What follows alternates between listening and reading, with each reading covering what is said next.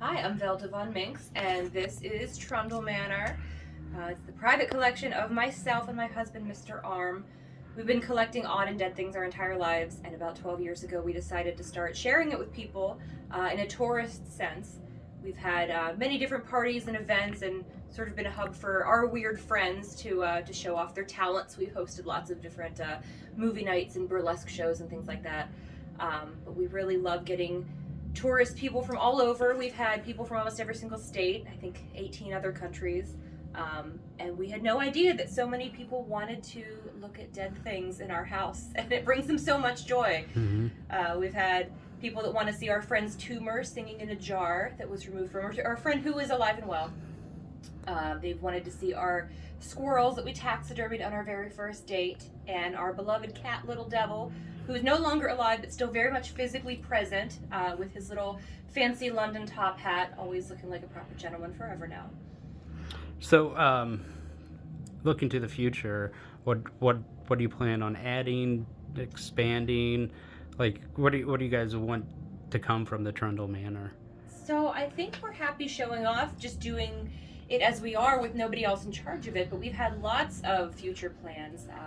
He, of course, wants to collect a vulture at some point. That's something we're always on the hunt for.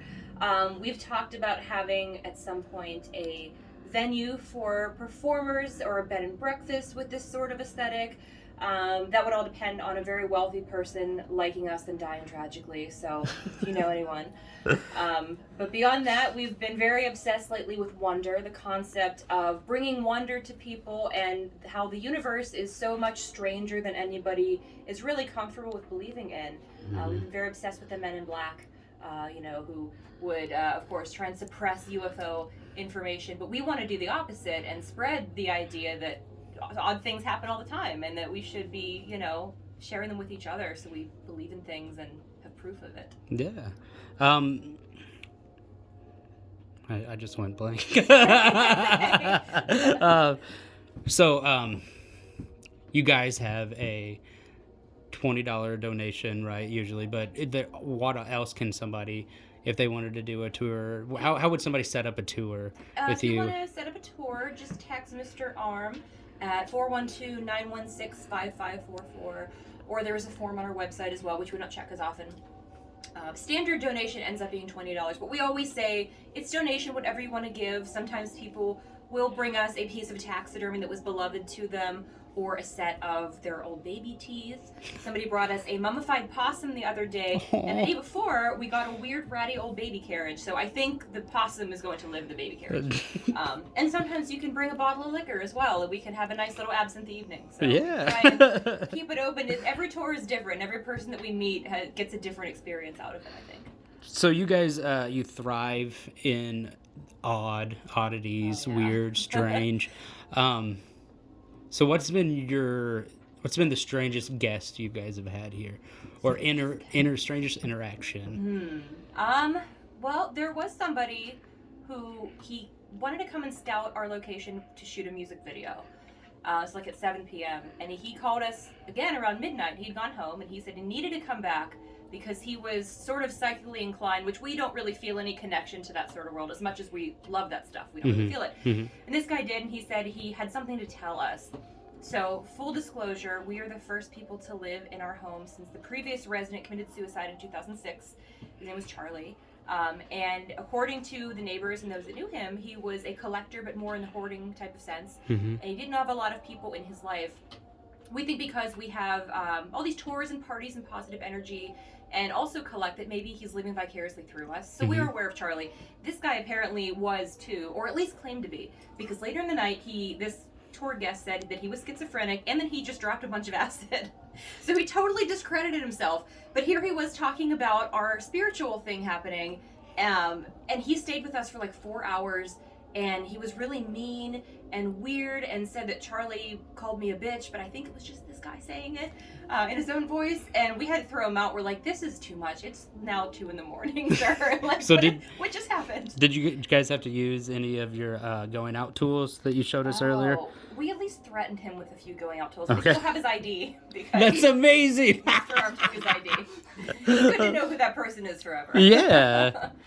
Do you plan on would Mr. Arm work up like a not welcome of that man in an art piece or? Oh, I don't know. We don't even remember his name, but he does have a running list of people that we're not giving tours to ever again. So yeah, not welcome. I feel like you guys are pretty like easy to get along. We have obviously so. We met little Mr. Arm and he seems pretty cool, but he wasn't singing demonic Christmas carols at you. That's a plus. Okay.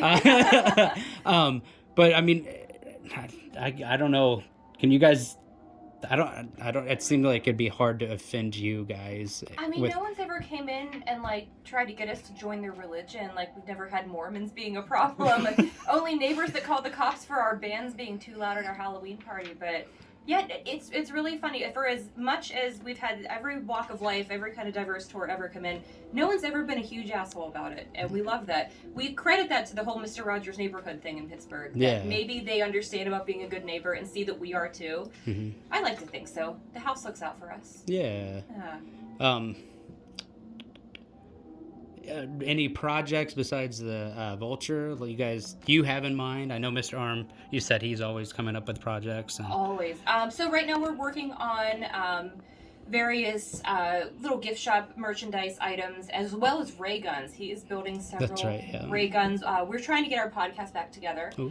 We had a Trundle cast for a while that was mostly us drunk yelling, like many podcasts do. Yep. But we want to have one more involving our Agency of Obscure Wonder, which has been our newest endeavor. So kind of referring back to the Men in Black thing, we may show up to a place dressed all in black like we're from 1947, but we're here to propagate wonder and maybe interview people about their strange experiences.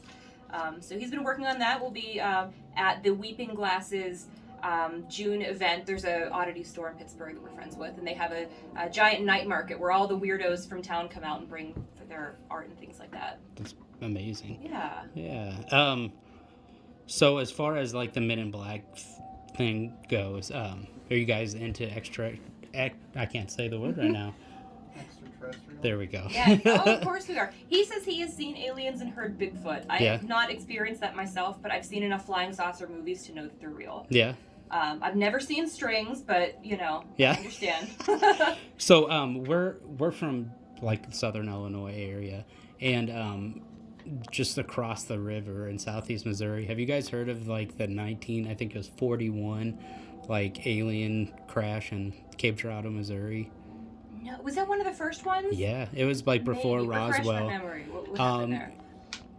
This guy, like these cops, called out this priest to read this person their last rites, and the priest was like, I've never seen anything like this, and it was like a little gray dude, and Whoa. yeah, and it's in the middle of like the Midwest, this small I'm gonna look into that. Yeah, it's pretty crazy.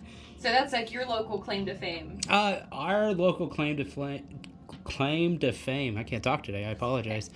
We had a war pig during World War II, King Neptune. During World War II, they sold this pig on and off. He never got slaughtered.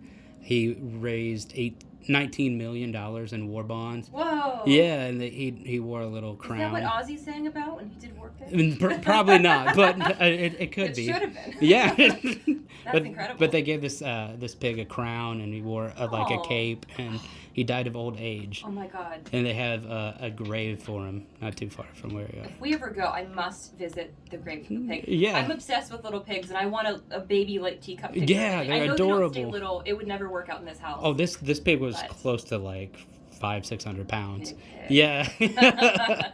That's awesome. Yeah. Also the Big Money Monster. Yeah, that's true. We're our version of Bigfoot, the Big Muddy Monster. Ooh. Yeah. Do you ever guys watched Monster Quest or anything like that? I know we've seen the Ancient Aliens ones. We just kind of put them on in the background and stuff because your brain will melt from watching too much of it. But I'm gonna have to look that one up too. That sounds good. Well, I appreciate you giving us the tour and the interview. Is there anything you want to plug or put in before we end this? At this point, just visit us for tours, trundlemanor.com, and we're on Instagram and Facebook at Trundle Manor as well. And if you are into wondrous or weird things or have had weird experiences, look up the Agency of Obscure Wonder, and maybe we'll have to interview you and recruit you as an agent. Awesome. Thank you so much. Thank you.